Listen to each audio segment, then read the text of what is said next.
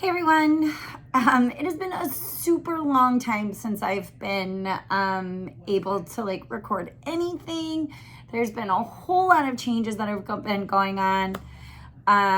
If you follow my Instagram, you probably know what's going on. If you don't, I'll explain that in today's video. But yeah, just a whole whirlwind of stuff happened in the last 8 months. I actually went back on my phone to see if I had any other footage that I could just upload, and I had none. So literally end of October, I stopped videotaping. And yeah. So hi, if you're new here, my name is Jamison. I'm Lessons with Coffee. You can find me over on Instagram at Lessons with Coffee. That's really all I have as far as socials go. So let's get into it.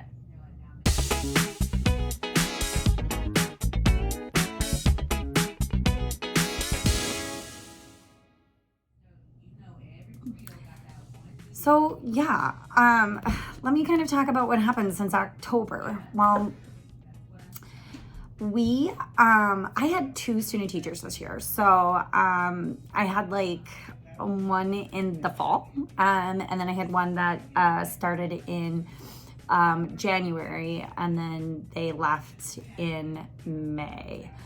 I didn't really know how to navigate social media and having a student teacher, and maybe I just need to get over that.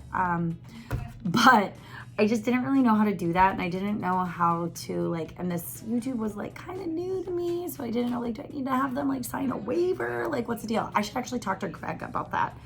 I know that Greg from Kindergarten Smorgasbord has had multiple student teachers, so I should probably figure out is there a waiver that he signs or has them sign, or what's the deal? But anyway, so I had 2 student teachers. One was amazing. The other one was pretty good. Lots of learning curve though with the other one, and overall my kids really just enjoyed having them, and I enjoyed the idea that I could go pee if I needed to go pee, so that was really nice. But I know that one of them got hired. I am not sure if the other one got hired, and that's kind of where my student teaching happened. But because I had the student teacher, I kind of stopped recording, and then I rolled right into another student teacher, so then I just didn't record. I'm hoping that changes next year, but with that, there's been some huge changes too. So if you watched any of my other videos, you know that I did the letters training. So I am in the state of Minnesota, and our MDE offered this letters training. So Science of Reading Letters, LETRS, yes. But they offered it for free. Well, we got a bunch of board credits, which was nice because that's a lane jump. So, yeah, so they offered us a bunch of board credits, but they offered it for free as well. My dog is barking. Okay, so the state of Minnesota offered us to do the letters training for free, and we got all of these board credits, but we had to do it in a year while we were teaching. That was a lot of work. But I have done all of it. So I've done all 8 units. And I think, so the first 4 had 8, so that's 32. Second 4 had 6, so it's 24. So 56 lessons, plus then the 16 3-hour-long online classes. I did it. It's done. I'm done with it. So our school district does letters of intent and all of that in March. So in March, our principal sent out a Google Sheets and said are you intending on coming back? Is there anything that you want me to know? Would you be interested in changing grades? yada, yada, yada. And I just kind of said like, yeah, I'm coming back. I'm open to kind of whatever. I like my team. Here's some people that I work well with, you know, that kind of stuff. And this is a new principal this year. So at the very end of last year, this principal came in and she interviewed every single one of us. And I had actually already worked with her at a previous school for 3 years. So one of the questions that she asked was, well, tell me something about me that, or tell me something about you that I don't know. And so I replied, end of last year, I replied, well, eventually I'd like to go back to primary. But I'm gonna let you be the one that decides like when is the right time for that, what team that should be, because I am a team player and I don't want to like let people down, if that makes sense. So I filled out my letter of intent and said that yes, I did want to come back, and I was kind of open to like whatever she wanted or like whatever was needed. I'm happy to be wherever I needed to be. I really enjoyed this last year doing the split. So I had both 5th and 6th graders in the same class, but math was only 6th grade. I really enjoyed that. We had a lot. The whole district is getting a new language arts curriculum, which is apparently like pretty intense. So we were having like the discussion of whether or not we were going to continue to be a split or if we were going to separate again. If we were to separate again, then I would have been 6th grade this next year. Otherwise, we would have been a split again, and then I would have looped with my 5th graders, and they would have been my 6th graders. Well, end of March rolled around, early April rolled around, and my principal like called me down, and she's like, "I want to talk to you about your intent." And I said, "Ooh, okay." Like I thought I was in trouble because even as adults, when we get called down to the principals, we're a little like shocked, and hopefully like we're not in trouble. So yeah, I go down there, and she was like, well, what do you think about moving to a different grade level? I have 3 positions that are open this year. 2 of them are primary, which our district is really like going hard on the phonics and like science of reading and literacy this year. And she felt as though having me up in 5th and 6th grade, having actually completed the letters training, because our whole district is now doing the letters training, she felt as though she was like sitting on this gold mine of like having me with all of this like knowledge up in 5th and 6th grade, because as a district we're only training PK4. 5th and 6th grade is doing more AVID training. And I said, well,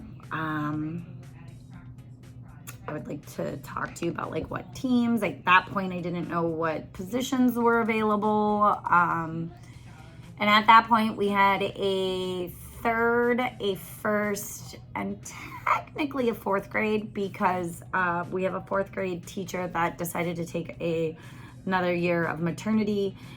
So technically we had a 4th grade, but she wanted to hire or like keep the girl that did that long-term position in. Long story. But anyway, so we technically had 3 positions open. And I said, yeah, I think that 1st grade and 3rd grade would be great. And she said, well, what are your positions on the grade levels? And I said, well, honestly, I feel like I am more comfortable with 3rd grade curriculum, but I feel as though I love the ladies that teach in 3rd grade, but I don't think that we would be a good mesh. Now, that means nothing against those people. I just feel as though the way that I see them work together and the way that I am, I just don't know if that would have been a good mesh. And this is, like I said, nothing against them. And if they see this, I hope that there is absolutely 0 hard feelings in that. But anyway, so we ended up deciding that, so she went and talked to the 1st grade team. The 1st grade team was like, yes, we want her, because, I feel as though first grade is one of those positions that like all baby teachers, so don't hate me for this, baby teachers, but like all in college teachers, they're like, yeah, I want to teach first grade. That's all of the like, that's like kids that like love teachers, and that's all, you know, it takes a certain somebody to teach in intermediate, and I love intermediate, so I'm also not hating on anybody, but the first grade teachers that were there were like, we've had this revolving door of first grade or like new baby teachers like fresh out of college, because they either like can't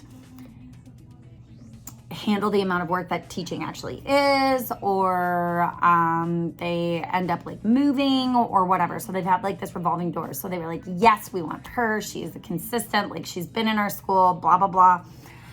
So what ended up needing to happen was the first grade position was actually a long-term sub position. And the third grade position was going to be a full-time position. And so because I took the first grade position, that meant that the long-term sub position needed to get moved. So it would either need to get moved to the third grade or to mine. And I told, I was super happy that the first grade team wanted to work with me, but I told my principal, I said, my only stipulation is that you don't put that long-term sub position in 5th and 6th grade. I think it's hard enough finding people that want to work with intermediate students that like I didn't think it was fair to like try to find somebody that knew that they were only going to be there for a year. A lot of our long-term sub positions do actually end up in a full-time position, but it's not a guarantee. So that was kind of my only stipulation. And then I had to tell my team, which was really hard because I really do like my team. And they ended up finding somebody that is moving down from middle school. So this person is like a ELA person. So she's a little nervous about teaching math, but I think she's going to do great. And I volleyed back and forth between do I tell my kids or not? And ultimately, I settled on I wasn't going to tell my kids that I was moving down to first grade because I didn't want them to like have to sit on that like all summer. My team was still kind of raffling between the idea of were they going to stay split, were they not going to stay split? So I just kind of decided not to say anything. And when the first day of school rolls around and I am not their teacher and there's a different teacher in that classroom and I am down in first grade, it's just going to be something that is going to be, it happened over the summer. And I'm hopeful that the teacher that they hired will want to be my buddy. So like we do buddy classrooms where you get together and like work with one another, and I'm hoping that that teacher will want to be my buddy so that I can still kind of hang out with those 6th graders, because I am gonna really miss them. It was the last day of school was really hard. My kid got sick, and I had to leave in the middle of the day, and that was really hard because I knew that I wasn't going to be there the next day or the next year, and it was just a really hard last day of school for many, many, many reasons. So that is the news here on Lessons with Coffee. So, hi, my name is Jameson. Welcome to Lessons with Coffee. You're here with me on YouTube. You can find me on Instagram. I have a blog. I don't pay for it because why would I do that? So it's on Blogspot. And I am no longer a 5th, 6th grade teacher in Minnesota. I am now a first grade teacher in Minnesota, the Twin Cities. So I hope that you stick around with me and watch as I make this like transition. And I'm really excited. I think when the my principal said like, what do you think is going to be the best asset to me moving you down to first grade? I said, the biggest thing that I can think of is, excuse me, vertical alignment, in that like I know where these kids are going. Having taught basically everything so far from like second grade through ninth grade math, I know where they're going. And yeah, so I got this book and I can't remember what it is. I'm going to pause and then come back and get it.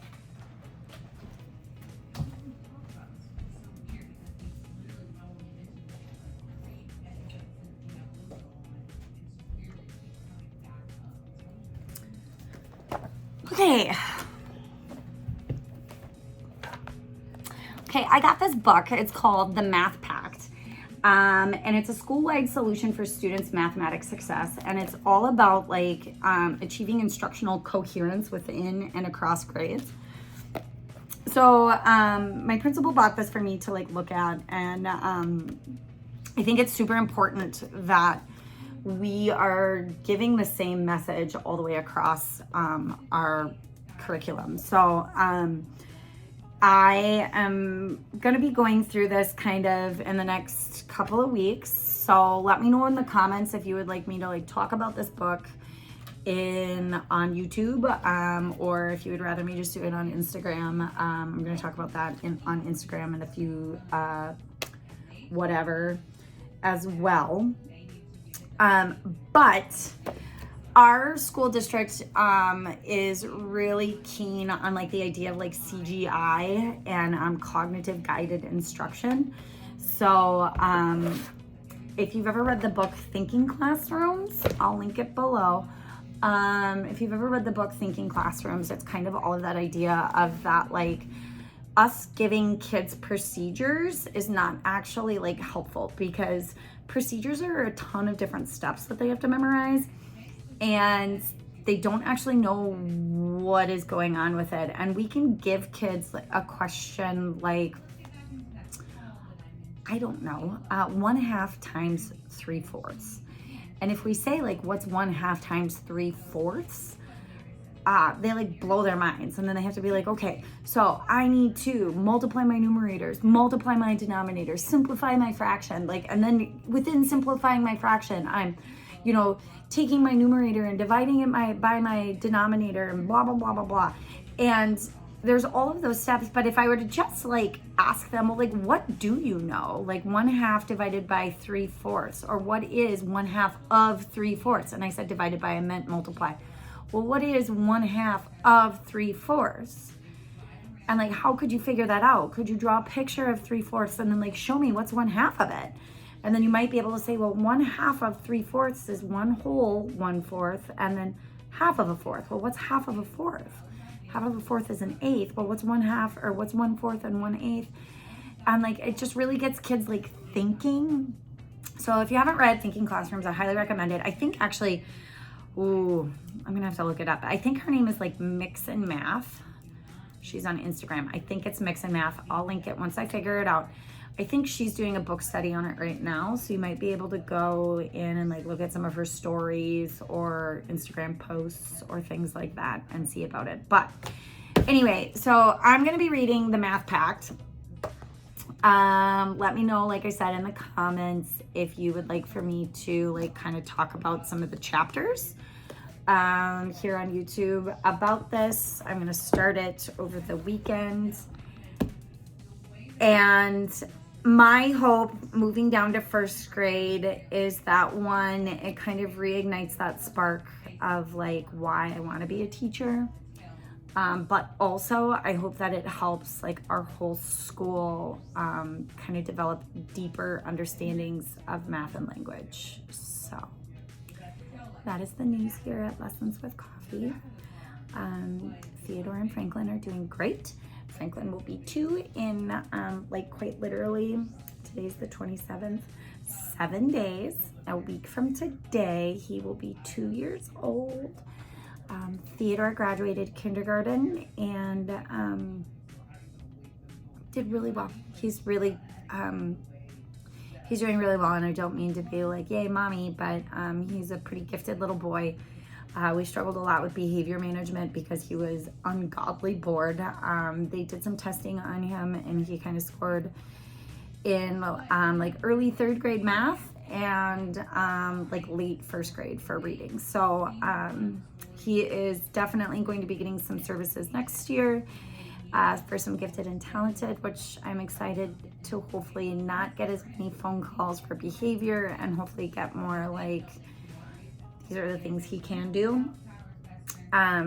He is not going to my school, so I will not be teaching him, but he is very excited that we will both be having our first day of first grade. So with that being said, I have a couple of series that I'm going to try to come up with this summer.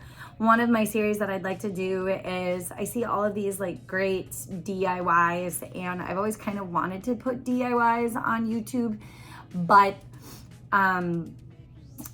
I never really knew how. So I think what I'm gonna do is kind of do them and like show you, like, was it worth doing? Is it like whatever, but like some classroom DIYs. So the first one that I'm gonna start with is a CVC Candyland game. So I bought that at Target today. So anyway, I hope you stick around. If you like what you see, hit that follow button, give me a thumbs up or a like. And let me know in the comments what you're up to this summer or what you'd like to see. And I can't wait to get back into this YouTube game. Bye.